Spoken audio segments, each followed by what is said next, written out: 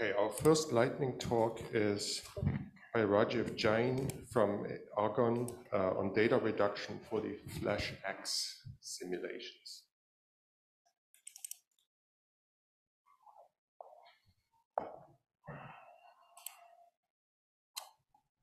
All right, hi everyone. Happy to be here and present some of our brand new results that we have on a very old code, Flash X. If you don't know about Flash X, then I'll be introducing that next. Before that, I'm Rajeev Jain at Argonne National Lab, and this work is in collaboration with Rajeev, who talked previously. So what is Flash X? Flash X is an old astrophysics code primarily, but it's used in a lot of different physics simulations also. First release was in 2000, was called Flash at the time, was primarily in Fortran, was like a combination of 6 codes that came up. And last year, we did a new release with an open source tool called Flash X, a new code base. It does, the building blocks are block structured AMR meshes with halo cells and exchanges. And we use AMR to reduce memory footprint, and computation was an R&D 100 award winner. So these are some of the simulations that are done. The supernova, it's a part of the ECP Astro community. So the supernova is one of the ECP challenge problems, if you've known that. So on Frontier, they're still running and getting the performance for that. And over the years, different types of simulations have been done with Flash.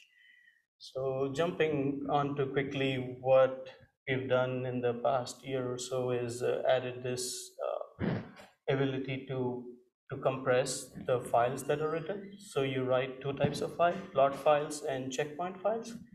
So we added the capability to compress files, and you could specify compression variables. So we have ZFP and SZ, so both SZ and SZ3 are implemented. And you could specify compression parameters based on the different options that are listed here. And typically, you want to restart from checkpoint files, right? So checkpoint files are typically places where you want to preserve and have more accuracy. And plot files, you can have more compression, and they could be lightweight. So both versions are available for all the parameters that are listed. So a typical setup of the problem, this is the setup on Frontier.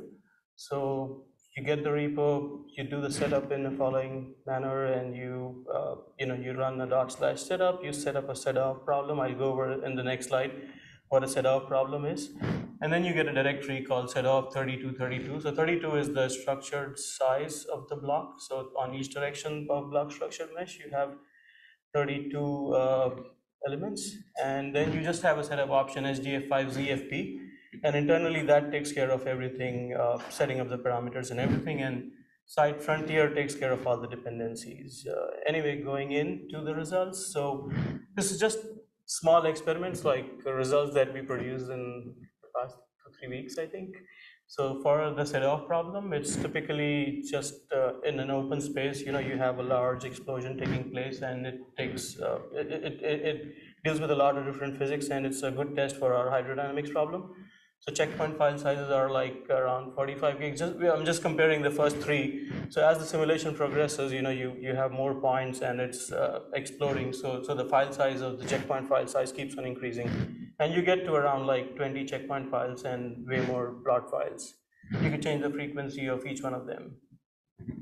So this is the non-compressed data. So if you see the limits, that's like 45 gigs. This is around 6 gigs on this side.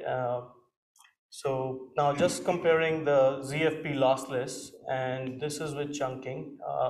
So the upper limit for chunking is set to 32 by 32 because that's the size of our block. And then I chunk 4 by 4 block, or 8 by 8, or 16 by 16. So as you can see, for the lossless compression also, the file sizes are higher for lower chunks. And then I'm kind of comparing here SZ3 and ZFP. So the blue line is no compression, and green is SZ3 with 1E7 accuracy. These are all checkpoint files. Plot files are very similar, so not doing that. And then there are different accuracies. Accuracy 1E minus 1, they don't make a whole lot of sense. But we want to get to accuracy with that, like do an analysis on, how when you do a lot of approximation over time, your simulation will really degrade. And we want to kind of study how much does it degrade and what penalty am I taking in terms of overall time and everything. So yeah, if you see here, the blue line is up there. Here I kind of got rid of the blue line. So the red is lossless. And in the first plot, if you see lossless for ZFP, the file size. These are just raw file sizes in checkpoint file numbers. So the raw file sizes are all in bytes and the checkpoint file number. So like those are smaller files. And as you go to higher checkpoint files, you have like bigger files. So on the right side of the plot is like all the checkpoint number 3 file sizes just in bytes. That's the plot. That's all that plot is telling. So the first one is no compression, and then these are different accuracies. So what you see here is ZFP lossless is still lower size than compared to SZ3 1E7 accuracy. And once you kind of increase the chunk size to 8 by 8, then you get to see that it's going down. So SZ3 starts to perform better. And same thing going forward, as SZ3 keeps on performing better, ZFP is performing kind of much better than SZ3. And for like the highest chunk size of 32 by 32, what you see is SZ3 and ZFP, they are kind of closing in for lower accuracies. For higher accuracy, still SZ3 is better, and for 1E minus 1, which is like the crazy accuracy, for that somehow now we have SZ3 is better than ZFP in terms of just the final size of the file. That's the compression ratio, so more analysis and better plots have to come for this one. So this is all ongoing work, and we got to work on accuracy analysis, see how we can automate the chunk size. So for like chunk size of 16 by 16 by 16 or 32, they were very much the same, and we also have to measure the performance as to how much it is taking and measure the compression throughput. This past year, we published something on async IO, so that it is already implemented and done. So with this now, we want to tie in both async IO and compression, so that work is all ongoing also. So this problem is all CPU only, but there are problems on FlashX that are GPU also that utilize frontiers, Cray, operating and everything. So they're working on that problem, and I'm going to try and do async and compression with that problem. So with that, yeah, that's all. Yeah, thanks.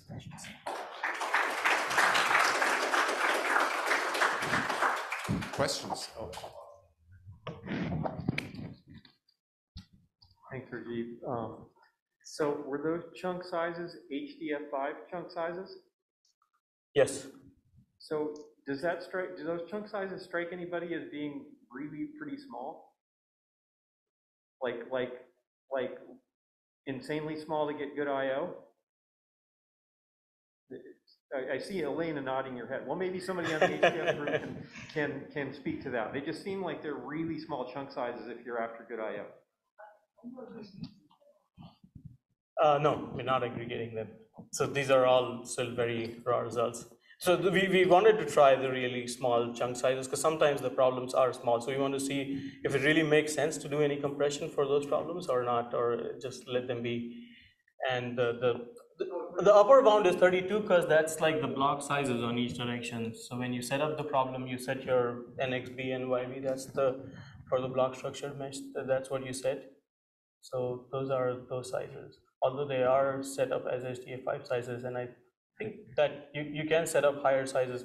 But for this problem, what I saw, at least from 2 of the runs that I did, both 16 cube and 32 cube, they gave the same type of result in terms of the final size produced for the file.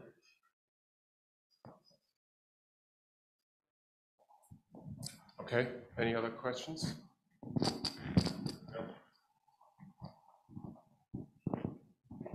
I'm assuming that all the data you saved is floating point, is that right? Yeah. Okay. By accuracy, you mean actually how many precision digits? How many precision? Yeah. Okay. You never change the width of an exponent.